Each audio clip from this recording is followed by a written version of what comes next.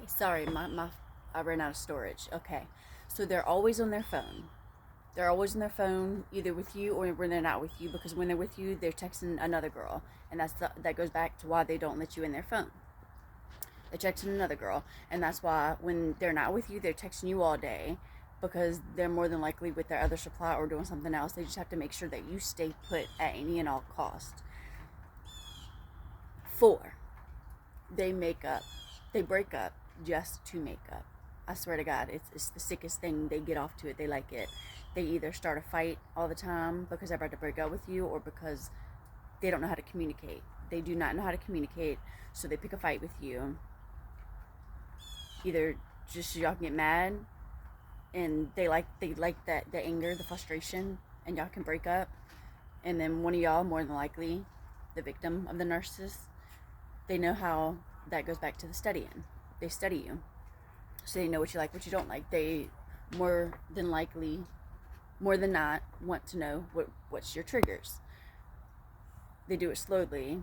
Like they'll pick on you. They'll start calling you names, and then you go, "What's your problem?" And then they'll say something like, "You're the problem," and then you're like, "Excuse me," after all I've done for you. And then it's just a back and forth thing all the time. It's just very disrespectful. It's very rude. Um, let's see. That was 4. They break up to make up. Um, when you meet them, they usually say that their previous partner, who they just got out of a relationship with, or they still can't get over, because you could tell because they don't stop talking about them, that they were the problem, and that they were the cheater as well, and that they were the this. But then as a relationship goes on, you see the pattern in the narcissist, and you're like, hold on, you're doing the exact same of what you told me that your ex did to you, and now you're doing it to me. Like, that's the mind effery that they play with you. And you're just like, hold on, you told me that they did that, but if they did that to you, you wouldn't be doing it, because you would know what it feels like.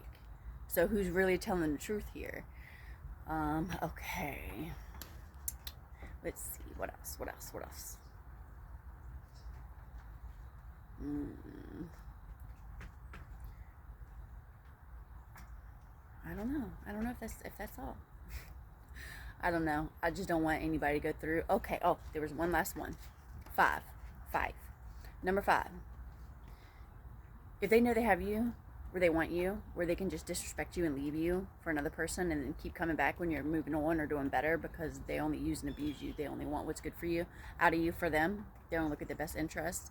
Um, excuse me. We're going to do 6. Okay. Number 5. Oh my God. I need to stop interrupting myself. I just get so nervous. um, they break up to make up. Oh God, Lord Jesus. Okay, yeah, 5. When they leave, when they know that they have you where they want you, that's when they start treating you like crap. And then when you had enough of it, when they know that you're going to just keep coming back to them because you have every other cycle, and it's a very hard cycle to break out of. It takes. Mm, mm, mm. These people live to kill, steal, and destroy. That's all they live for. When they leave, they're going to make sure that they take something that means the world to you. Whether it's your kids, whether it's getting you fired from your job. Yes, they're capable of doing that because they're that manipulative. How do you think,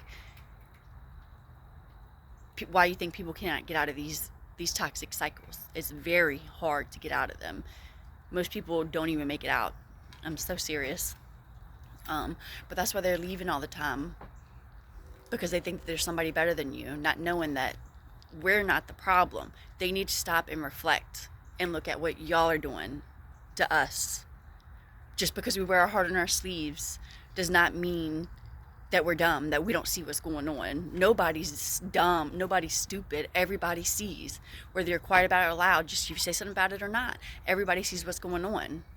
Like, only a dumb person thinks that you're blind. Nobody is blind. Some people do stupid things, but nobody is blind like that. And I kept my mouth shut for too long, and I let it go too far. And every time they come back, they're going to make sure that they take what you love, because they want to make sure that they're going to keep you where they want you. And all they do is want you for whatever they can get out of you, and you will never get nothing in return. You're not going to get nothing in return. Nothing. Nothing. I don't remember if there was number 6, but yeah. And then the number 6 was they will play victim. When y'all break up, they're scared to death to take responsibility. They do not take responsibility for nothing. That's why they're like, see, that's why I have this, because this person is not responsible, blah, blah, blah.